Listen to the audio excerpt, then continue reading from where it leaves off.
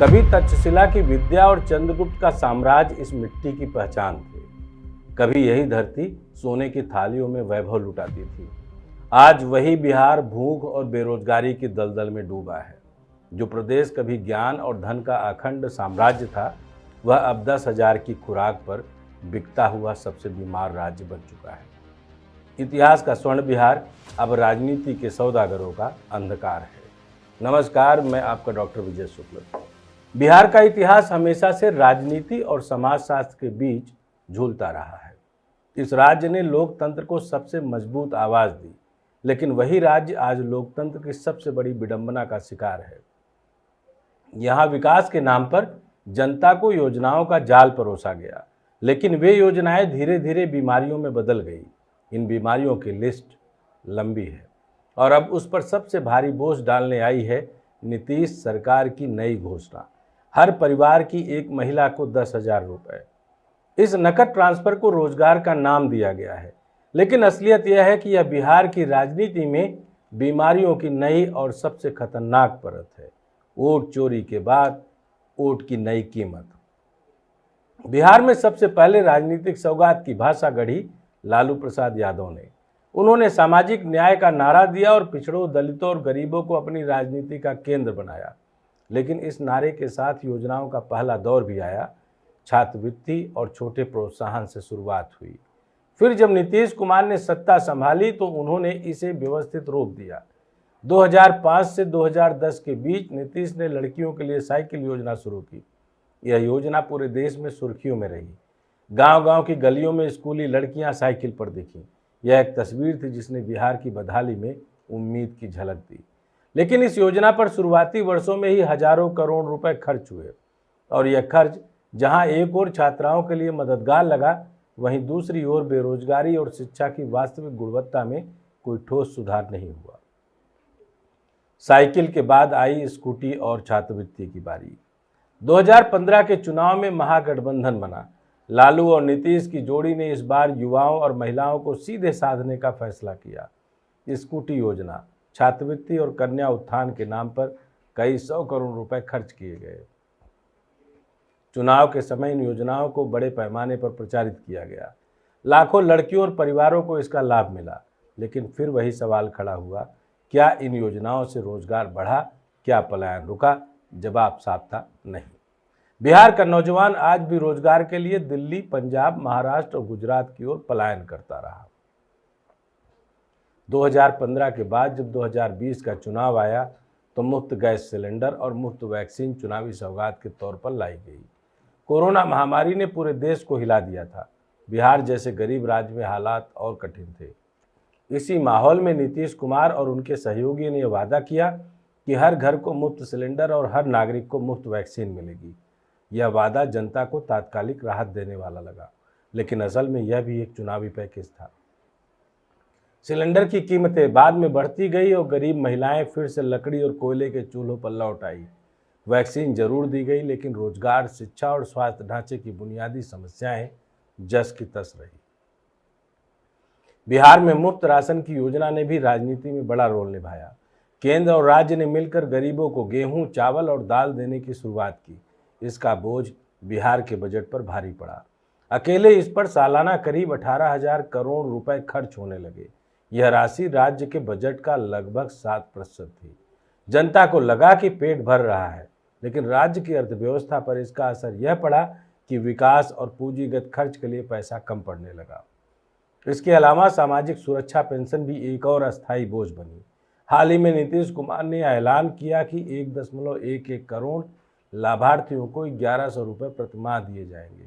इसका सीधा मतलब है कि साल भर में करीब 14,600 करोड़ रुपए का अतिरिक्त बोझ। अभी कुछ महीने पहले ही 1,227 करोड़ रुपए की किस्त लाभार्थियों के खातों में भेजी गई। यह नकद ट्रांसफर गरीबों को राहत देता है, लेकिन यह भी रोजगार, शिक्षा या स्वास्थ्य में अस्थायी सुधार नहीं लाता। शिक्षा से जुड़ी योजनाएं जैसे बालिका पोशाक और कन्या उत्थान भी हर साल करोड़ों रुपए खा जाती हैं। 2023-24 में ही साइकिल योजना के लिए 50 करोड़ और पोशाक योजना के लिए 100 करोड़ रुपए का बजट रखा गया।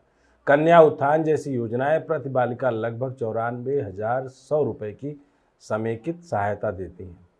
लाखों बालिकाओं को यह राशि मिलती है। यह रकम अकेले अकेले बड़ी नहीं लगती, लेकिन साल दर साल इनकी लागत हजारों करोड़ तक पहुंच जाती है और बजट पर भारी बोझ डालती है। अब इस पूरी लड़ी के ऊपर आई है 10,000 वाली नई बीमारी। बिहार ने लगभग 2.6 से 2.7 करोड़ परिवार हैं।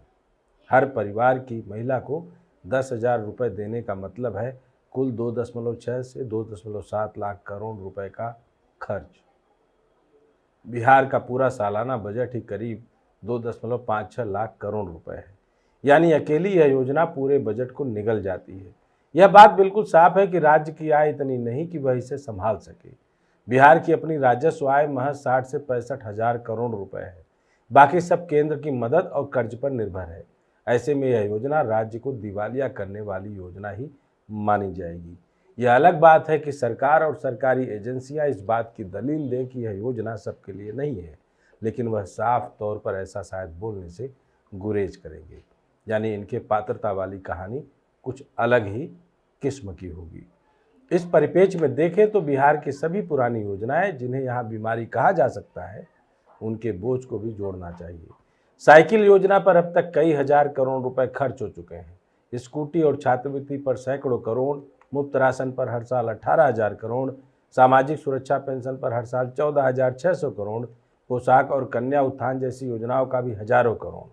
यह सब मिलाकर बिहार पर चुनावी सौगातों का बोझ लाखों करोड़ रुपए बैठता है और अब 10,000 वाली बीमारी अकेले ही पूरे बजट के बराबर का बोझ डाल रही है। अब सवाल यह है कि इस खेल का असर जनता पर कितना और क्या पड़ेगा। बिहार आज भी देश का सबसे गरीब राज्य है।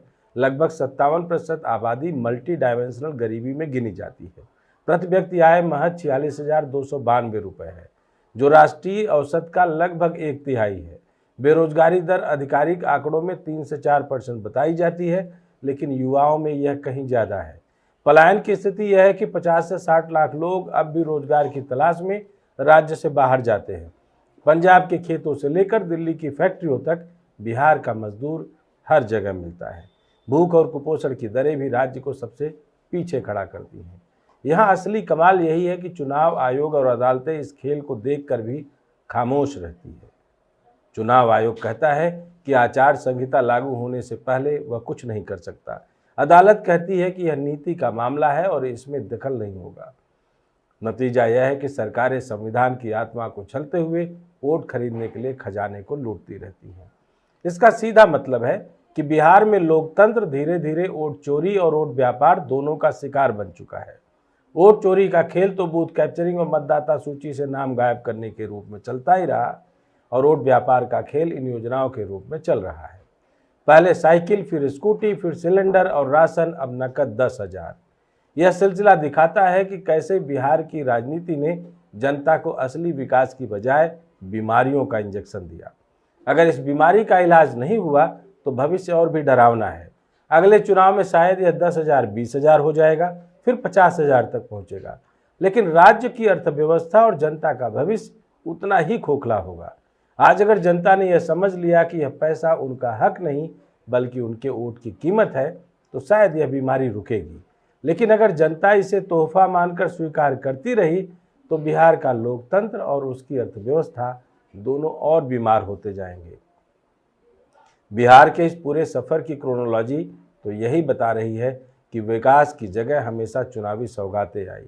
लालू ने इसकी नींव रखी, नीतीश ने इसे व्यवस्थित किया और अब यह इतना बढ़ गया है कि पूरे बजट को निगल रहा है। राज्य की असली समस्याएं बेरोजगारी, भूख, पलायन और कानून व्यवस्था ज्यों की त्यों है और अब यह 10,000 वाली नई बीमारी उन सब पर भारी है, क्योंकि यह दिखाती है कि लोकतंत्र और राज्य दोनों ही नकद की बोली में बिक चुके हैं। जय हिंद, जय भारत।